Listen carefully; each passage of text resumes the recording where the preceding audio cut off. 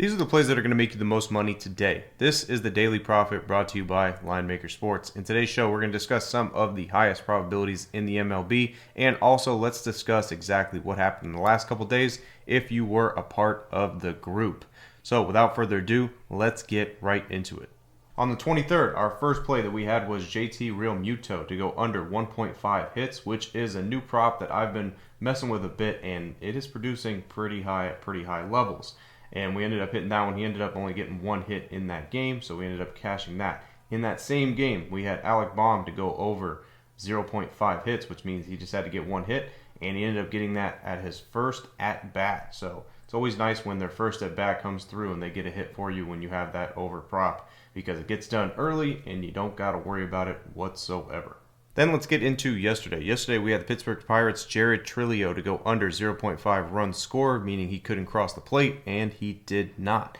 We also had Seattle Mariners' Mitch Garver to not cross the plate as well. Even though he had a couple hits in that game and he did pretty well, he did not cross the plate either. So we ended up cashing on both of those. The only downside that we had was the Chicago White Sox Sosa to go under 0.5 runs scored, and in his first at-bat, he ended up hitting a home run.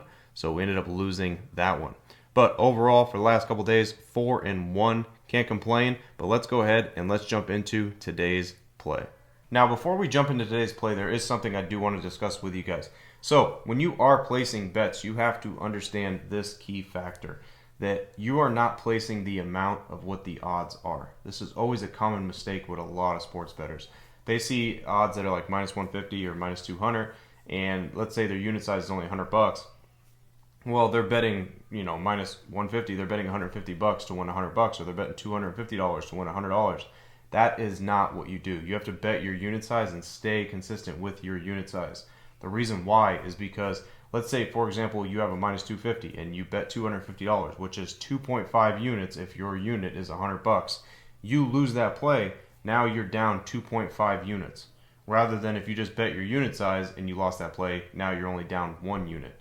So you can dig yourself a heavy hole when you are betting the odds if you end up taking losses here and there, which if you're just staying consistent with your betting size and your unit size, you will not dig yourself a hole, okay? Regardless of what happens, as long as you have the right strategy in place, you won't dig yourself a hole and you will not have to fight to come out of that hole, because like I said, if you bet a minus 300 and you put $300 down and somehow it ends up losing, you're down 3 units in one play if you're betting $100 per game.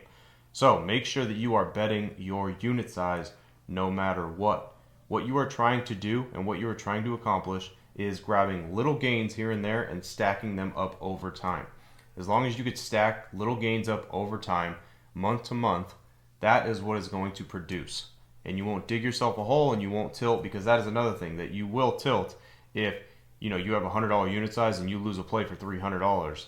Your mindset is going to put you in the tilt mode where you're going to want to start shoving $500 on a play or whatnot to get that $300 back that you lost, which is a recipe for disaster and a recipe for you to lose your bankroll completely. So when you are placing your bets, make sure you are betting your unit size. It's the only way to be successful.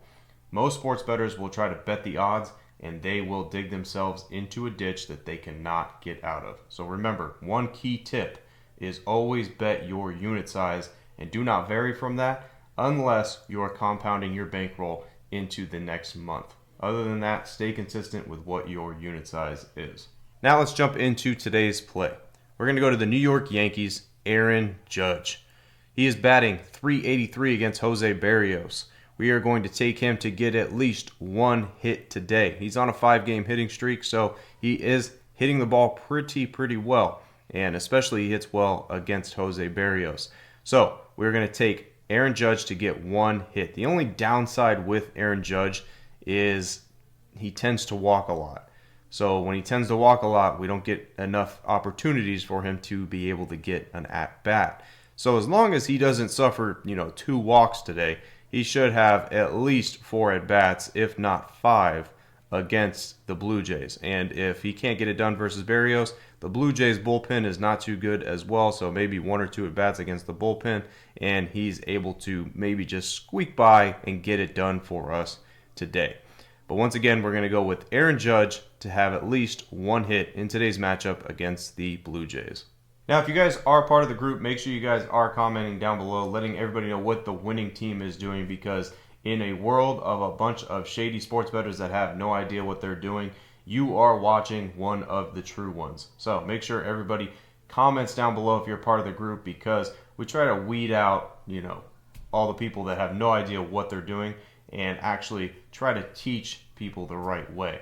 So make sure you guys are showing some love. It's greatly appreciated. And remember, guys, if you have an edge, then every bet becomes a winning opportunity. As always, guys, I'm Frank with Linemaker Sports. I'll see you guys in the next show. Till then, I'm out.